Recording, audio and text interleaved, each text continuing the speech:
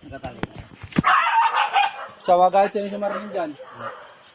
Bariling din ngayon. Hayop na. Pwede ako nakapatay ng mga hayop ngayon.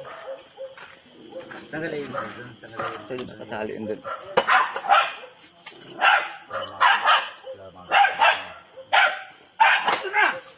Ayan. Uy! Wala po. Luta ka niyan mo naman din na yung aso ko! Apa ka wala niya ako naman? Lagot ba? Pinatay ako ng aso mo. Ano? Nakatali yung aso ko. Ba't pinayas mo?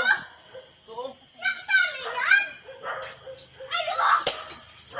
Ibot, yan, yan. Tingnan mo! Nakatali yung aso ko. Ba't pinayas mo? Gusto pumatay ang aso mo.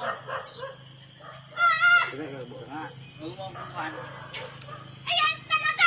Kung aking mabarangay talaga kita! Nakatali yung aso ko. Pinatay mo! Buti sana ko nakawala yung aso ko! Punta-punta ka dito! Sige lang kayo ha. Hindi ang aso niya hindi pang lahat. Nakatali yung aso ko! Malapit-lapit kayo! Sana ko nakawala yung aso ko na yan! Apatayin mo nakatali! Ganyan pala kayo ha.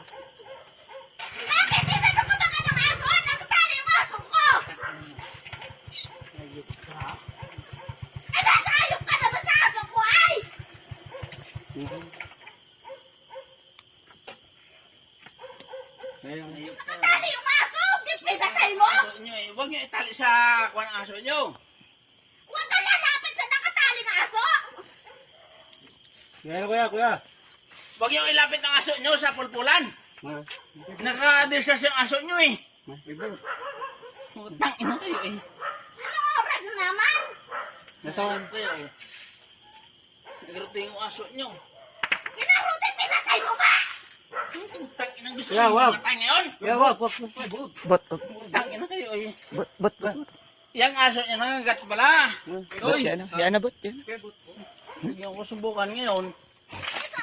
Utang ina kayo eh. Nangagat yung aso nyo. Kuya, kuya. Kinagat na nga ako. Ano yan? Utang ina kayo eh. Wala pa akong kinagat ngayon. Hata. Ayun.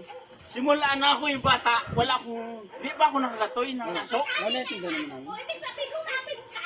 Yan, yan, yan. Sino ang aso nyo? Yan na, kuya. Wala na. Patay na yun. Oy, oy. Patayin ko ka. Naman. Huwag nyo subukan ha. Ang aso nyo, tali nyo.